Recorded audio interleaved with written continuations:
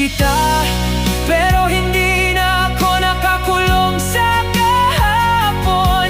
Bitbit ko lang ang alaala na minsang naging tahanan ng puso ko.